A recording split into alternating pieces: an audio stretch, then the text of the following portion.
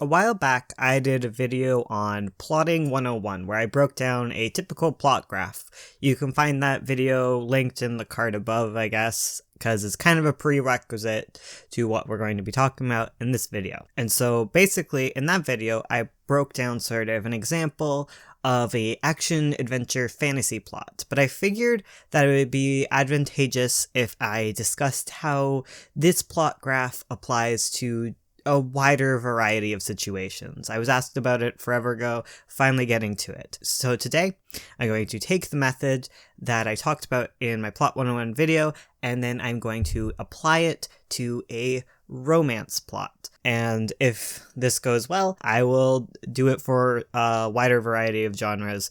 Just let me know in the comments below. Alright, so here we go. We begin with our romance plot, and just like in action-adventure, I like to begin by determining the climax and resolution of my story before I even think about the beginning. For a romance, that resolution is pretty easy. The main character gets with the love interest. They are Facebook official or whatever. I don't know. Do people still do that?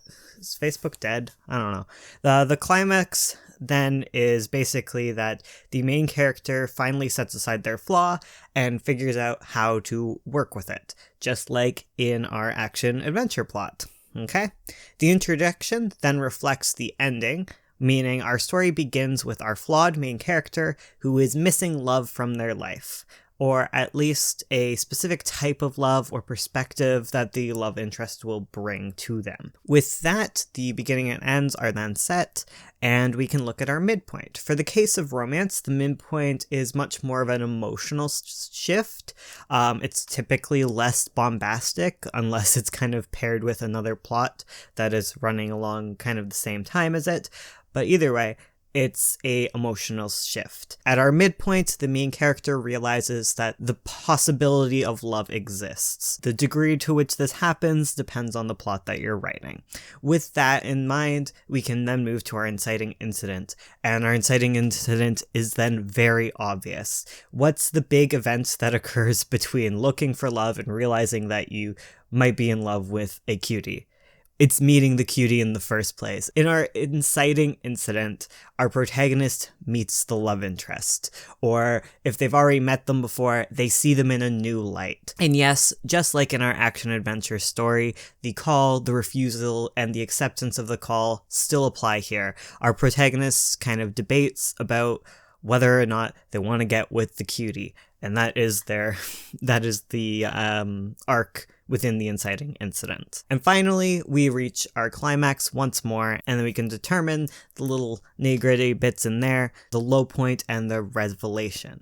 Our low point is where our hero's flaw causes strain in the relationship. And when you build this up naturally, you really don't have to worry about it being super tropey. I know it typically ends with like a breakup. And some people get mad at this, but it's usually just because it's contrived. If it's contrived, people aren't going to like it. But just add pressure on the relationship in whatever way you kind of see fit, making sure that it logically progresses. You'll be fine. People break up in real life. It's fine. Strain happens in relationships. Like, don't avoid a trope just because it's a trope, because it's kind of a trope because it happens. And it's a good kind of low point to go with.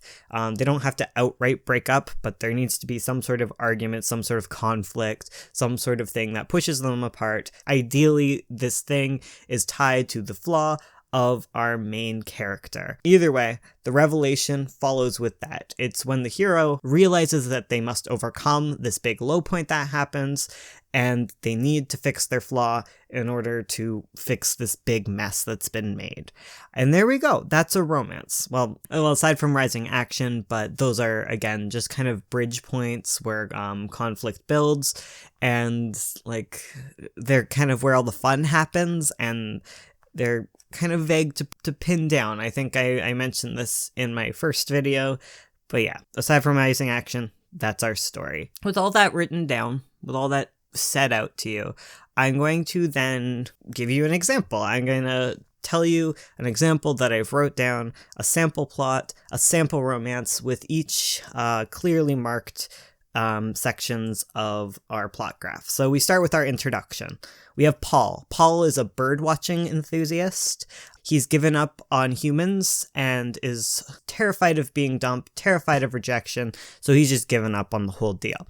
So the inciting incident then occurs when Paul meets another cutie bird-watching dude named Jack.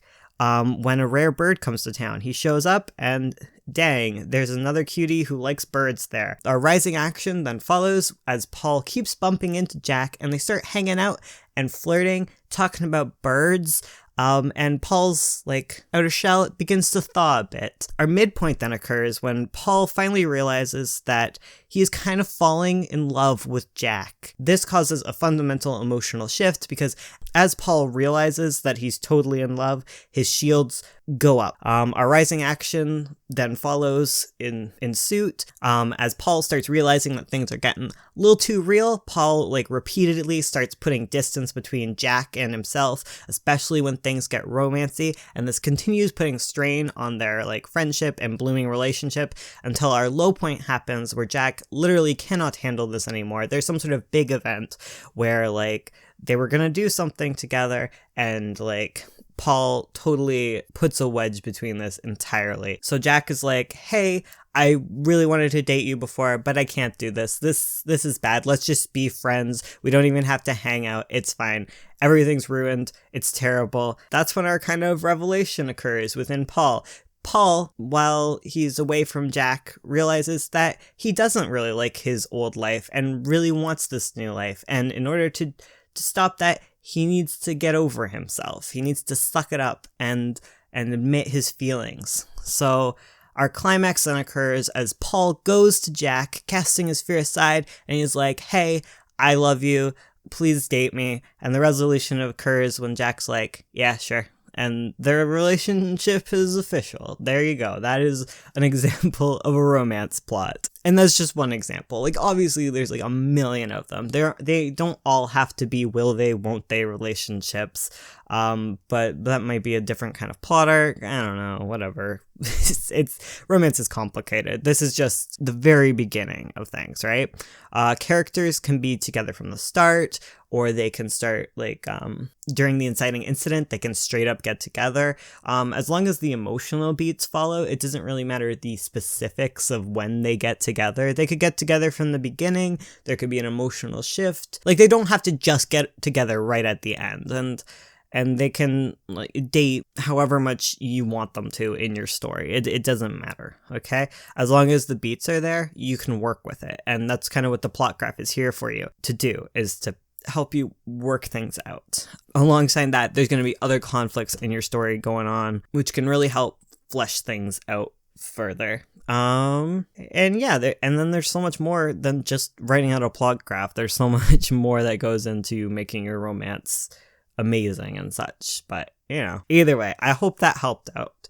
And if it would help you out to have me talk about some more genres, some more archetypes, like a character arc, or I don't know, a mystery arc or whatever, let me know in the comments below and I can send you in the right direction. I'm going to be live on Twitch in a couple hours from now from 2 to 4 Eastern time. And then tonight we're also doing game night, and we're either going to be playing Deltarune or Ocarina of Time, it looks like. I have a poll in our Discord, so if you want to cast your vote either way, check that out. And that will be at 8 to 9 p.m. Eastern time. So there you go. Thank you so much for watching. I'll see you again next time. Yeah, cool. Just romance, right?